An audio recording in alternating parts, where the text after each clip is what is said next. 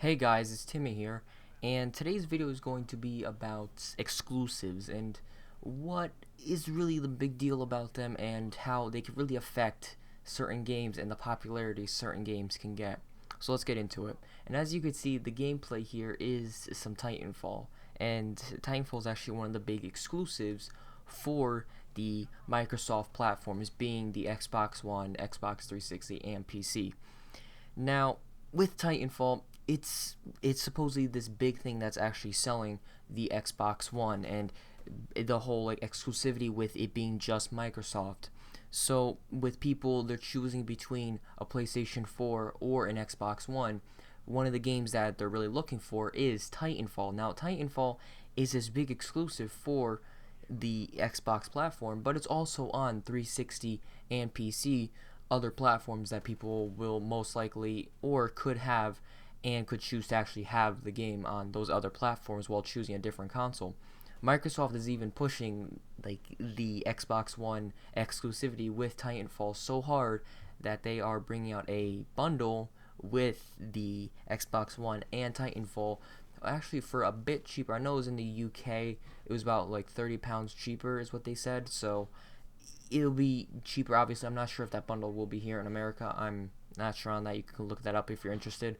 But that bundle does seem interesting, and it does show that Microsoft really wants to sell the Xbox One because unfortunately the Xbox One is not really doing too well sales wise.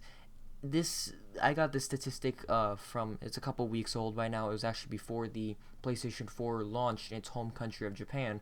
But basically, it says that the PlayStation 4 was near double the sales of the Xbox One, which is pretty bad, to be honest. I mean, they're supposed to be neck and neck. I mean, they're very similar consoles. I mean, the PlayStation 4 is a little bit better performing than the Xbox One, but it's really not a big of a deal so much. It's more of like the games and the controller, the online services. It's what you get out of it that makes the console experience for you what is like better.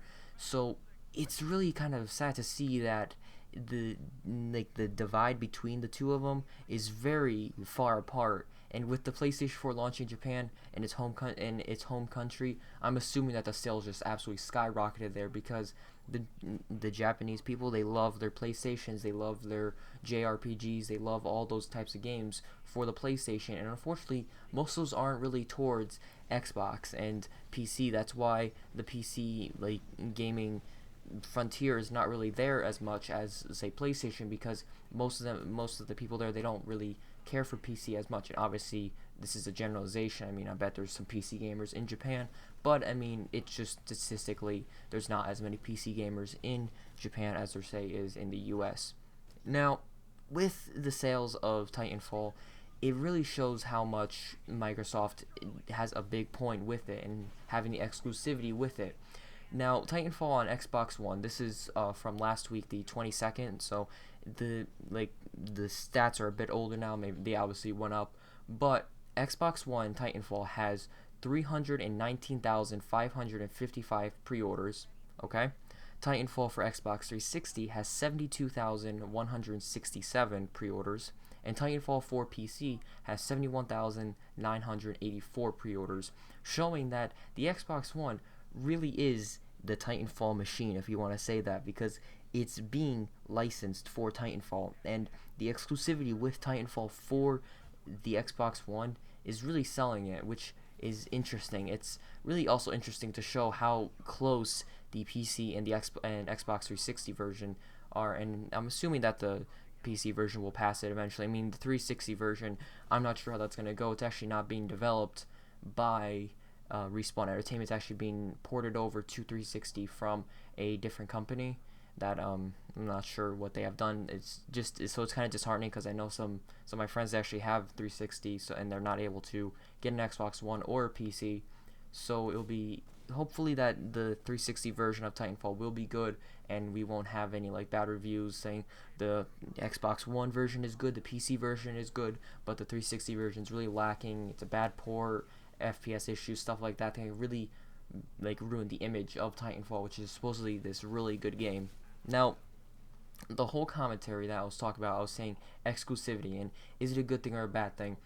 Now, I want you guys to think about this. If EA, EA was the company that's publishing Titanfall. If they took the agreement with Microsoft and they thought about it and they didn't take it and decided to release it on all platforms, because obviously Microsoft gave EA a lot of money probably to help develop the game, and so who knows what would happen with Titanfall if they didn't get that large sum of money. But if Titanfall was released on all consoles, would this game be bigger? I don't know. It probably would be, because it really sucks for the PlayStation guys, because there's more PlayStations out there, there's more PS4s out there, but they're not getting this game. I mean, obviously they're getting many other good games. They're getting Infamous Second Son. They're getting, obviously Destiny's coming out, but that's a multi-platform.